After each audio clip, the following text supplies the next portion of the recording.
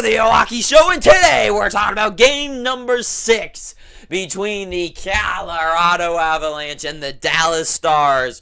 Where the Stars, the team from Texas, the victory green wearing machine, destroys the Colorado Avalanche, ending the season and ending careers, or maybe just career, of some of the best play. Well, it probably not, no, because whatever. Ending the season for the MVP, the best defenseman in the world, and one of the best teams and most likely teams to win the Stanley Cup. They are eliminated, and Colorado is going to go lick their wounds with Nathan MacKinnon sitting on the ground. It was just such a funny sight to see because he really did put up his all, right? For me, the MVP of the Avalanche's off-season of their postseason has to be Nathan MacKinnon. This playoff run for him was huge. He always pushes no matter what. Makar definitely took a backseat in this series when, look how close the series was. 4-2. They easily could have squeaked out a win in one of the couple games that the Dallas Stars won.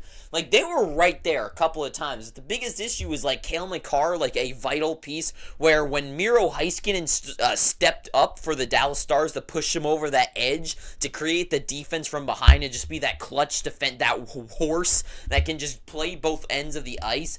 Cale Makar took a back seat, which is a thing that we never see him do. But that is one thing that is a reason why the Avalanche lost, is that the way that they're built, I don't want to say they're similar to the Maple Leafs, because they're not, right? The Maple Leafs have a bunch of frauds that they have shown year after year are not playoff players, right? Where Marner and Matthews, they just kind of evaporate. But MacKinnon, Makar, these guys are playoff contenders, right? Makar won the Conn Smythe, for God's sake.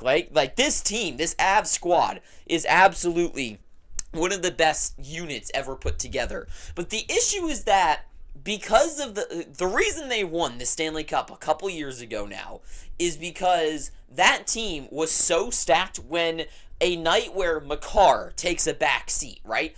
They had Gerard, Byram, they had Taves, they had Kadri, they had Burakovsky. Added the fact that they had Rantanen and MacKinnon at the same time, right?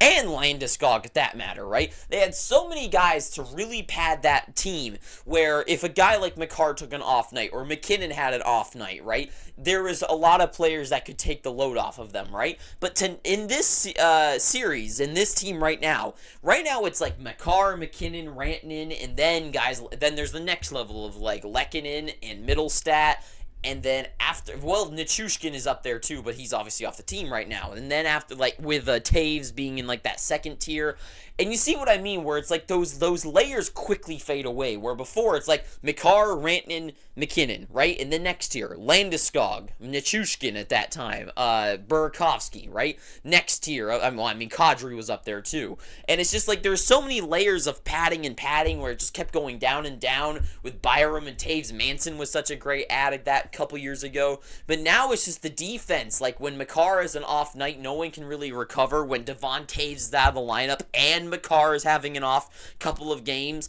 the defense is really going to suffer. And the Dallas Stars, they won this series, and they just did it outright, right? And the Avalanche were so good, and they were so close. This game was a lot of fun. This overtime was so fun to watch. Being a Dallas fan, I was oh my God. And Avalanche being one of my teams that I usually dislike, not because I really hate them, but just because they're so good and they just beat the teams that I really like the Avalanche. Like the Dallas Stars, like the San Jose Sharks in the past. This series was come on, Stars, don't screw this up. And it was so close, and they were so good. Georgiev was on fire, and this team, and this was the best game of the all playoffs, I think, so far. Just the way it was back and forth, the action, the storylines going into it, the way that all the best players really stood up. Even guys who didn't get on the board, Robertson had an amazing night. Stankoven and Johnston looked amazing out there. Rantanen was great, but so was MacKinnon and Makar had a lot of good plays. Georgiev and Jake Ottinger were on fire. This game was easily the most exciting one to watch so far. This game was so fun, so passionate, and you could tell so much was on the line. And I gotta say, The Avalanche were the better team overall, I think. Well, maybe not overall. I mean, it was pretty 50-50. It was pretty close. But the Avalanche's top guys really did a couple of... I mean, that one play with Rantanen really squeaking through those guys. I think that... Was that in the third period overtime? Regardless, that one play was huge. Makar had a couple of really nice plays. McKinnon tried to get the engine going a couple times, but this just goes to show you just how good the Dallas Stars really are. The Dallas Stars, the way that Jake Ottinger can just solve everything, even though they already have Heiskanen, Tanev, Lindell, Harley, and what the hell is the stupid name of whatever. This team is just so stacked defensively that they can just play such a shutdown game and just stop everything in their path. They can eat pucks, they block shots, they shut down plays, and they just don't give the other teams the luxury of what they want to get, right? Look at look at the really good chances they got this game, especially in overtime, right? They came from Zach Parise missing that one chance to put in the back of the net when Jake Ottinger was on the ice with his hand sticking out to try to block it, right? You see what happens there is that it's the depth that's getting it, right? McKinnon and Makar, like all these guys, they're shut down because the Stars know these are the top guys that we need to worry about. They shut them down so good, they give no inch to them. And now that the Stars are moving on and they're playing up against a team like the Oilers, where their top guys like McDavid, like they've shown they can shut down Makar. They've shown that they can shut down McKinnon and Rantanen. Even Nichushkin in this series when he was in it, right? They showed that they can give them no inch and they can toughen them up. And I would say that between the Avalanche and the Oilers, the Avalanche is definitely the tougher team to play against in the playoffs. And the Oilers, if they are the team to move on, that's going to be a completely different, like, I don't know if the Oilers have a chance. The Vancouver Canucks is where I am a bit iffy. Where Vancouver feels like they have like that padding, where they have the depth there. My only scare there is like the defense and the goaltending side of things, right? Which is another issue that happened with the Avalanche here, but the Avalanche were almost able to overcome that and win this series. Well, almost win this series. It was 4-2, but this was a tight series. So that is interesting. But the Dallas Stars, like, they have all the pieces to the puzzle. All of the pieces. Offensive stars that consistently score. Yes, they've tons of them. Tons of them. Ben, Duchesne in this series. Johnston, huge player. Robertson, Stankoven, like consistent stars with the offensive depth. Absolutely. Maybe the best offensive depth of any team in the playoffs right now. Defense that can shut down stars and produce, absolutely. Goaltending that can just win them games. 100% Jake Ottinger's the best goaltender left standing now, with Jeremy Swayman being eliminated as well. He's easily the best goaltender standing left. And then also, there's just like an added, like the grittiness, believability that a team can go, like, to roughen up and play the distance and battle and win. The Stars have shown that too. And this team feels like they're on a revenge tour to come back from where they came from last year, where they get knocked out by the Vegas Golden Knights. They beat the Knights in round 1. They go on to play their division rival, a team that has always been with them and a thorn in their side in the Avalanche. They beat them now. And next series, they're going to play Vancouver or the Oilers, like a new contender to throw into the ring. And if they play in the finals against the Florida Panthers or the New York Rangers, like, this just feels like the story for the Dallas Stars, that they're going to make it to the to the finals. I don't know if they win the Stanley Cup, but this team feels like they make it to the Stanley Cup finals. And I don't know. Like, they have every single piece of the puzzle. They push so hard. The power play scores. The penalty kill shuts down. Jake Ottinger can stand on his head. And they just show that they can win in every type of situation, and they just have it all. They have the grittiness of Marchment. Guys like Stankoven just keep fighting. Johnston's a superstar. Like, everything's going. Joe Pavelski seems to be finally getting his legs in the playoffs. Like, everything is going for them. And then they got the guys who can stand up and win them games. Matt Duchesne with a huge game. Huge game for him. After that, oh, by the way, that no-goal call, absolutely insane. I'm so happy the Stars won this game because that no goal was just ludicrous. Like, that was ridiculously insane.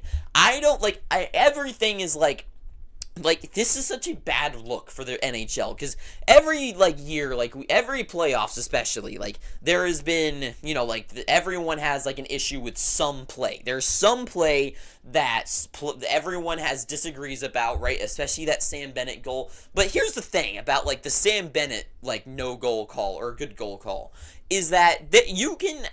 either or side of that debate, you can understand the other side, right? At least you can be like, you know what? Like, for me, I think it's a good goal for Sam Bennett. But it's like, I can understand why someone would see it otherwise. But this goal is a good goal. Like, it is just what it is.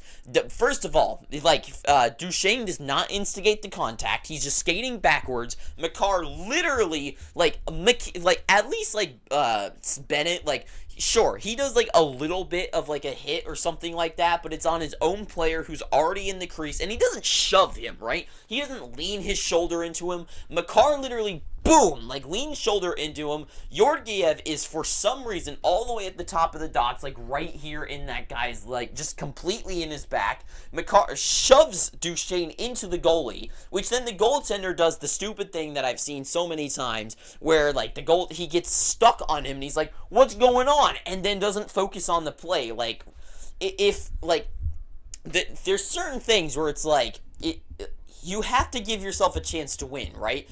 And he sells, like, that he's being interfered with. And I would understand if the referees called it, like, no goal, like, on the play. Because I was like, okay, I did see the contact. I didn't see everything. But I was like, there was contact there. But reviewing it in the situation room and then saying it's no goal still...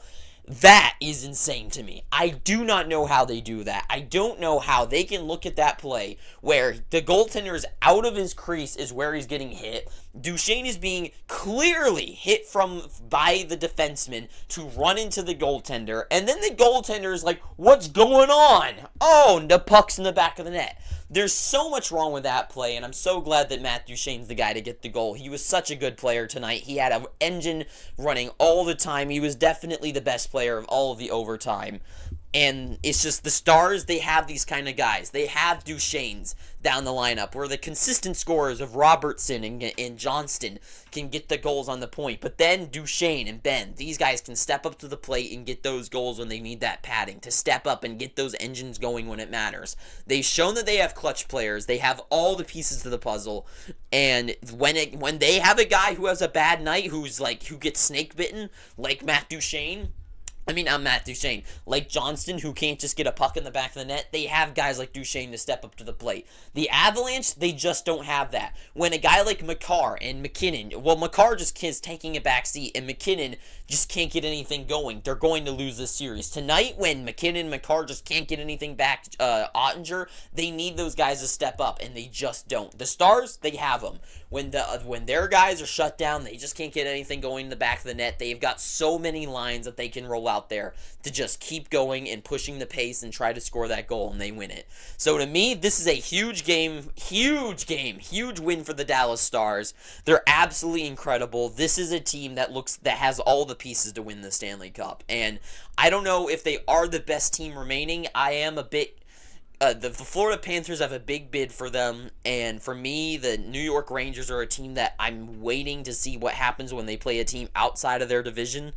And other than that, like the Stars, they're definitely top 3 right now. They're top 3, but I don't know where they go in there. But that is all I got to say. So the Dallas Stars, they're moving on. They look like a champion already. And the Avalanche, I'm going to make a video about them in the offseason because it's like, They fixed the issues this year, and I don't know what they can do next year to solve the problems again. But that is all I gotta say, so thank you for watching this, made it this far. Please, I am begging you, please subscribe. Please do it. And make sure you go down below because you'll find the Instagram handle, so you can go click on that and go follow the Instagram page. We'll be starting today, so make sure you do all that. Too sweet. Have an amazing day, and ta-ta for now.